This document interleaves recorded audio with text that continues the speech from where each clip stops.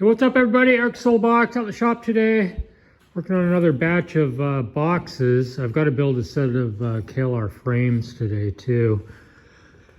Super busy. So anyway, the little lathe that I brought home, I've ordered a whole bunch of parts for this. I've got the cover for the end of this coming. Some of the badging that's missing I've got coming. Badging for the quick change box, which turns out it's the wrong badge. The numbers on it are correct, but the size of the badge is wrong. And so I've got an email into the guy that produces those to see if anything could be done in terms of getting one. I don't know if he offers one that's actually the right width. The one I've got on the way in the mail will be about from here to here. It's a little bit short, and so I discovered that I've got the wrong thing coming there, but at least the numbers are right, so like I'll know exactly what I'm getting in terms of a thread and stuff by using that chart. I would just like to have the correct one. What else? Oh, I was asking the other day when I got this, one of the things I didn't know what it was this thing here.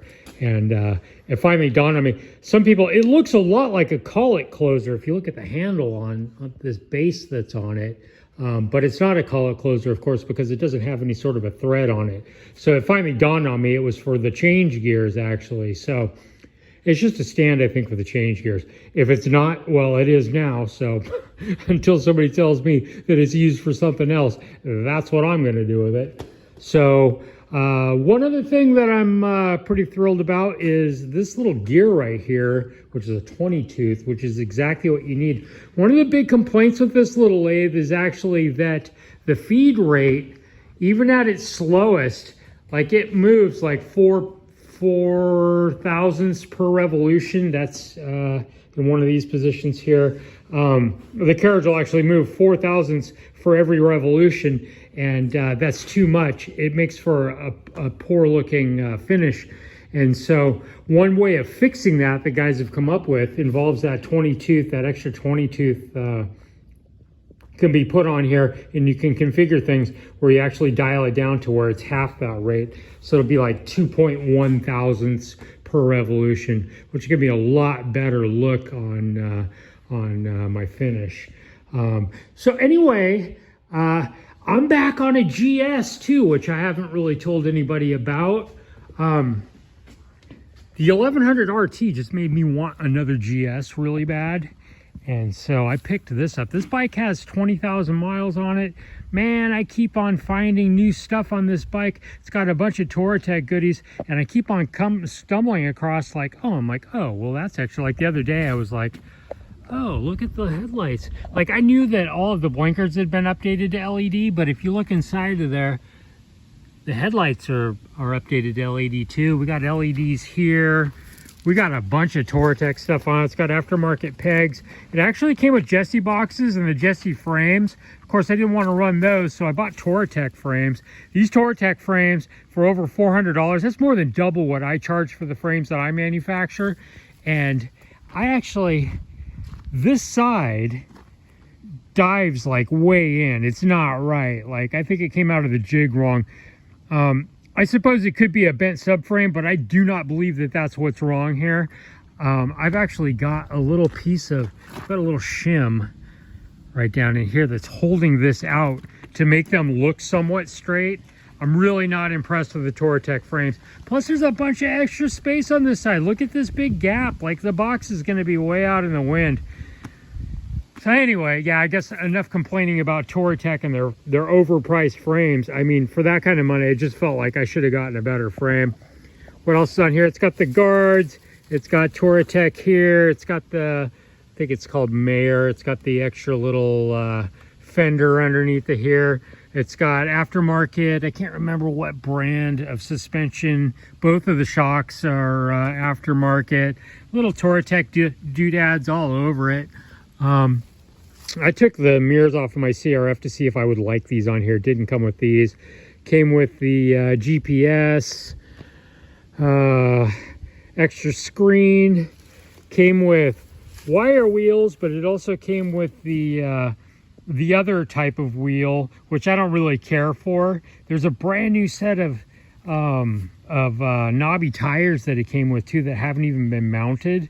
So 2 sets of rims, extra set of tires. The other set of street rims have like brand new tread on them also.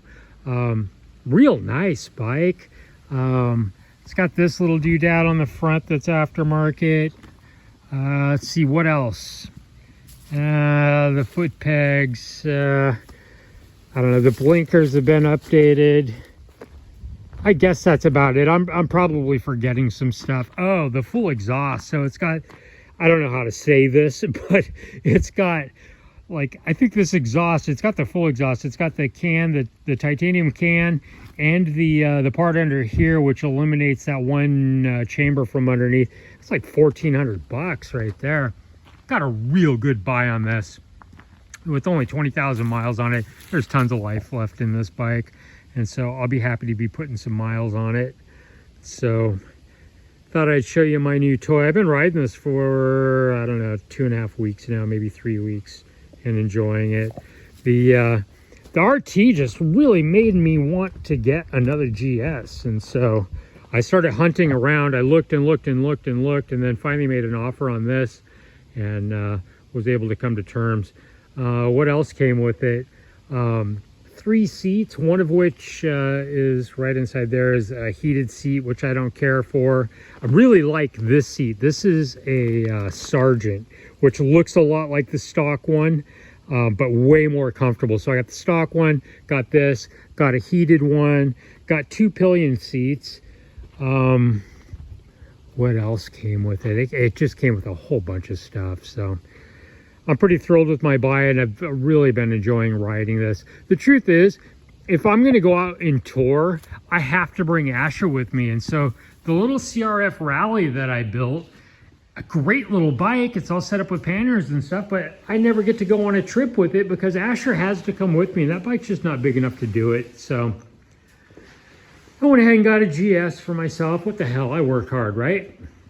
So anyway, just a little update. A bunch of lids here I'm working on, a bunch of bodies. I'm going to be doing a lot of welding tomorrow. Got a bunch of parts coming for the new lathe. That's going to be a fun little project. I'm thinking about making a secondary little metal shop inside the house, getting a little like benchtop mill, and having just a place just for doing like hobby metal work maybe. I've got this huge back room inside the house that just has basic like subflooring in it that will be a nice spot for a nice little secondary metal shop, maybe to kind of putter around and enjoy myself. That's the thing, you know, I've got this shop out here, and a lot of this stuff, like, I want to be in the shop like enjoying myself, but the truth is when I come out here, really it's about work. I don't get a lot of like pleasure out of this room. Most of it's work, and so I would like to have a space where it's just for like puttering around, making little stuff. So anyway, Eric Solobox, I better get back to work, guys. Ride safe, everybody. I will talk to you later.